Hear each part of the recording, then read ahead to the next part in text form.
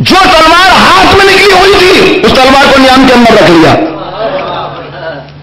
اس تلوار کو نیام کے اندر رکھ لیا اور قبا کے دامن جھاڑ کے علی اطمینان سے کھڑے ہو گئے.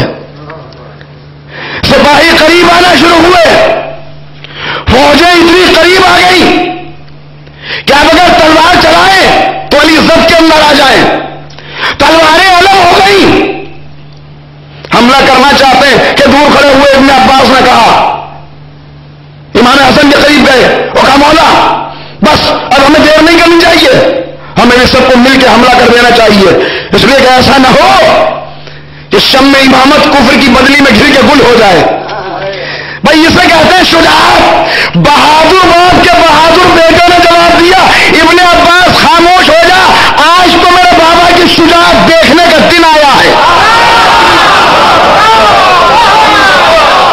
لگی بات نہ کر، خاموش ہو جا، دیکھ میرے بابا کی شجاعت دیکھنے کا دن آیا ہے. فوجیں بالکل قریب ہوئی، تلواریں الگ ہوئی ہیں. تلواریں اگر چل جائیں مگر اس سے پہلے کہ تلواریں چلیں، میں نے کہا شاید اب علی تلوار نکالیں گے لیکن اب بھی تلوار نہیں نکالی. بھائی اسی منظر کا تو علامہ اقبال نے کہا تھا، اسی منظر کے لیے کہا تھا کسی اور جگہ. یہ شعر آپ اگر اس کو لانا چاہیں تو کوئی اور اس کا مصداق نہیں مل سکتا. یعنی اسی کے لیے علامہ اقبال کہتے ہیں کافر ہو تو تلوار پہ کرتا ہے بھروسہ، کافر ہو تو تلوار پہ کرتا ہے بھروسہ، مومن ہو تو بے تیغ بھی لڑتا ہے سپاہی.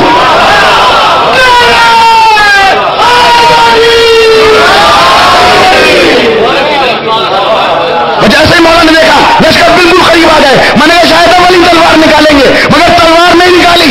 آہستہ آہستہ چہرے پہ پڑی ہوئی نقاب کو الٹنا شروع کیا، ادھر چہرے سے نقاب ہٹی، تلواریں گری، نیزے چھوٹے، لشکرے مڑے اور فوج اس طرح سے دور ہو گئی کہ جیسے شیر کو دیکھ کے پرندوں کا خون ہو جاتا ہے.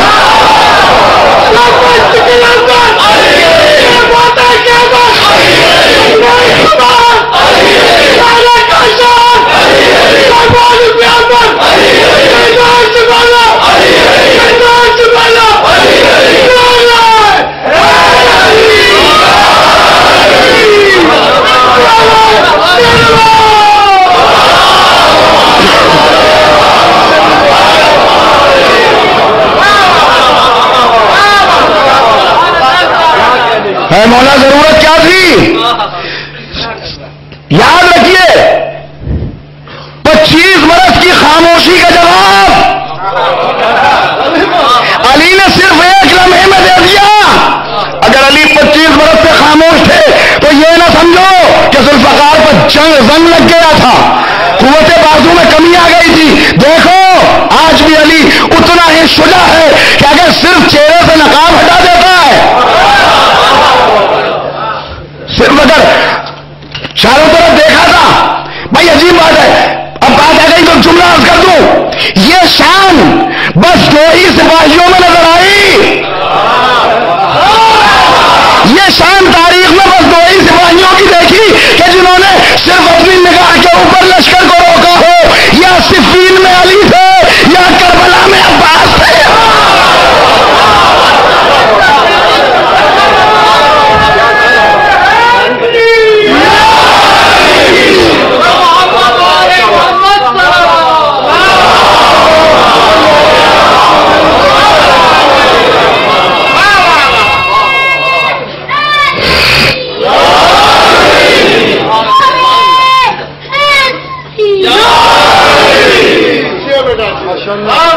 غور کریں عزیزان گرامی، وہی مولا کائنات ہیں جو ابھی ہر قدم کے اوپر دعوت دے رہے تھے، جو بھیج رہے تھے اپنے نمائندوں کو جنگ نہ کرو، بعد آ جاؤ جنگ سے.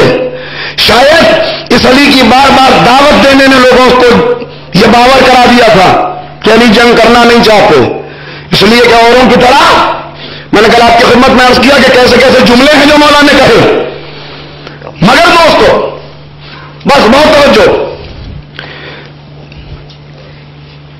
اس منزل کو بھی مولا نے اپنا امتحان بتایا ہے. اب پہلی تقریر یاد کر لیجیے. میں نے مسلسل آپ کی خدمت میں عرض کیا اور ہم نے کوشش کی کہ ہم مختلف ادوار میں جا سکیں، مگر ظاہر ہے کہ اتنا زیادہ موقع نہیں تھا کہ بہت تفصیل سے ملاحظہ کر سکیں ہر چیز. لیکن یہ ساری چیزیں انہیں مولا اپنا امتحان بتا رہے ہیں. 7 امتحان علی کے پہلے لیے گئے اور 7 امتحان بعد میں لیے گئے. میں نے آپ کی خدمت میں عرض کر دیا تھا، ایک جب پیغمبر کا وصال ہوا یہ علی کا امتحان تھا. دوسرے جب شہزادی نے دعویٰ کیا یہ علی کا امتحان تھا. تیسرے یہ بڑی اہم منزل ہے، بڑے درد بھرے انداز میں مولا نے کہا ہے کتنا بڑا امتحان تھا علی کا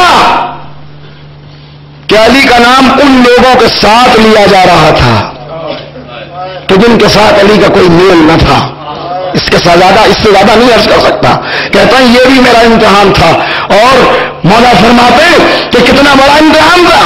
یہ اتنا بڑا امتحان تھا کہ جیسے کسی کی آنکھ میں کانٹا لگ گیا ہو اور وہ کانٹے کو نکال نہ سکتا ہو.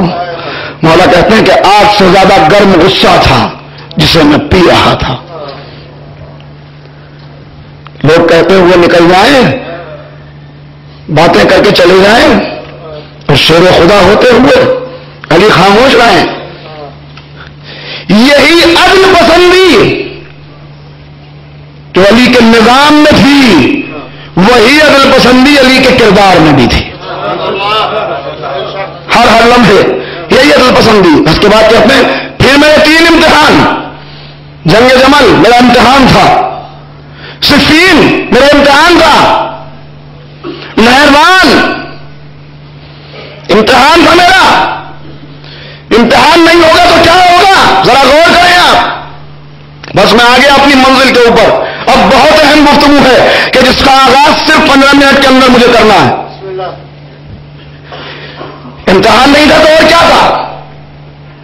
پیشانیوں پر سجدے کے نشان، چہروں پر داڑیاں، مسجدوں کے اندر ڈیرا، زبان کے اوپر قرآن، بات بات پر آیتیں، بات بات پر ذکر الہی، بات بات پر آنسو.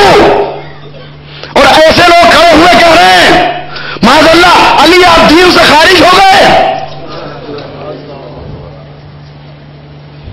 میں نے آپ کی خدمت میں ایک جملہ عرض کیا تھا، اس جملے کو دوہرا رہا ہوں آج جان بوجھ کے. لوگ کہتے ہیں دہشت گردوں کا کوئی مذہب نہیں ہوتا. مذہب ہوتا ہے، وہی مذہب ہوتا ہے جو مہربان والوں کا مذہب تھا.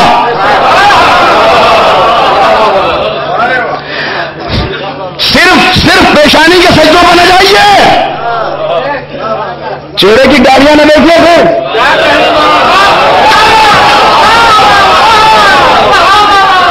یہ علی کا دشمن ہے جسے کہیں پناہ نہیں ملتی تو کبھی قرآن میں جا کے چھپتا ہے، کبھی مصلی پہ جا کے چھپتا ہے، کبھی مسجدوں کے اندر پناہ لیتا ہے. مہربان کی تاریخ گواہ ہے. مولا کہہ رہے ہیں جنگ کرو. اور اب بھی جو مخلصین رہ گئے، دیکھیے عجیب بات ہے، اب بھی جو بڑے مخلص ہیں جو مہربان والوں کے مقابلے پہ مولا کے ساتھ ہیں، اب بھی وہ کہہ رہے ہیں مولا کیسے جنگ کریں. وہ تو بات بات آیتیں پڑھ رہے ہیں، مولا کیسے جنگ کریں. ان کی تو پیشانی نہیں اٹھتی سجدے سے. یہ ہے علی کی پریشانی، یہ ہے پریشانی.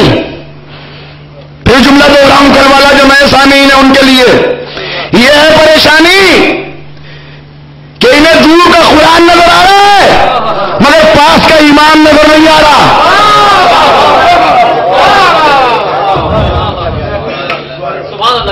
نہیں دیکھ رہے کہ امام کیا کہہ رہا ہے، قرآن سنائی دے رہا ہے.